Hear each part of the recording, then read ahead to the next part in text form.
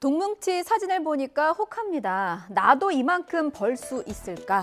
이런 심리를 이용해서 SNS와 단체방을 투자 리딩방으로 만들어서 사기를 치는 겁니다. 에이, 누가 속나 싶겠지만요. 재테크에 관심이 많은 요즘에 속기 쉽습니다. 피해자만 270명, 확인된 피해 금액도 130억 원에 달합니다. 실제로는 더 많을 것으로 보입니다. 범죄에 이용된 은행 계좌를 보면 오고 간 액수가 500억 원이 넘거든요. 자, 근사한 명품 시계, 물론 혹할 수 있습니다.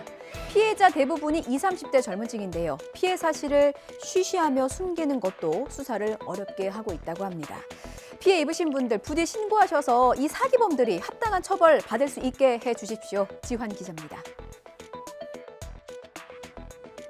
사기범들이 관리한 수백 개 카카오톡 단체 채팅방입니다. 누군가 재테크에 관심 있다, 문의해본 사람이 있느냐고 묻습니다. 그러자 컨설팅을 받은 후 바로 50만 원 수익을 냈다는 답글이 올라옵니다.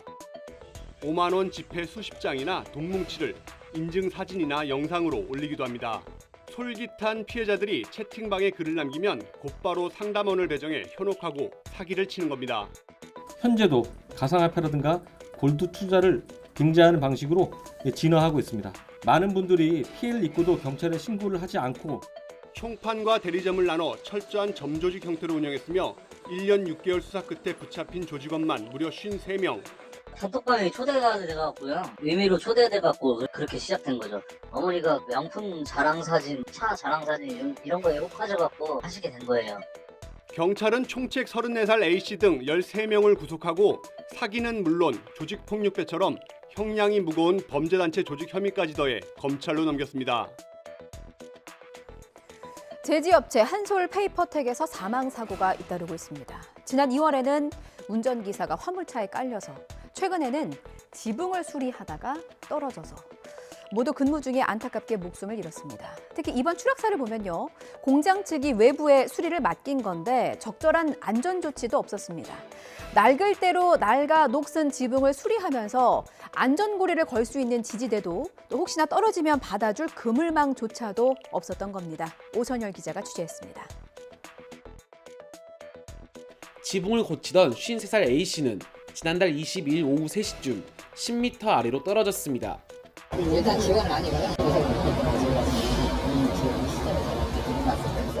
사고 현장에는 안전고리를 걸 수 있는 지지대조차 없는 등 사업주가 설치해야 하는 안전장치는 없었습니다.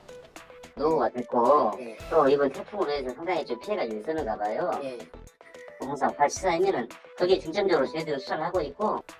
한솔 페이퍼텍에선 지난 2월에도 짐을 내리던 화물차가 갑자기 넘어지면서 60대 운전자가 깔려 숨졌습니다. 눈으로 봐도 기본적인 조치조차 되지 않는 이런 상황에서 사망사고가 발생하는 이런 일들이 특히나 중소사업장에서 끊이지 않고 발생하는 게 지금 현실이거든요. 기본적인 안전에 대한 인식이 바로 잡히지 않고서는 더 이런 안타까운 사고들이 줄지 않을 거라고. 이런 소식을 또 전해야 한다는 게 괴롭습니다. 가정폭력에 시달리던 여성이 남편에게 끝내 처참히 살해당했습니다. 대낮에 도로 한복판에서요. 남편이 흉기를 들고 나타난 게 이번이 처음도 아니었습니다. 피해자는 지난 한 달 동안만 4번이나 경찰에 가정폭력을 신고했습니다.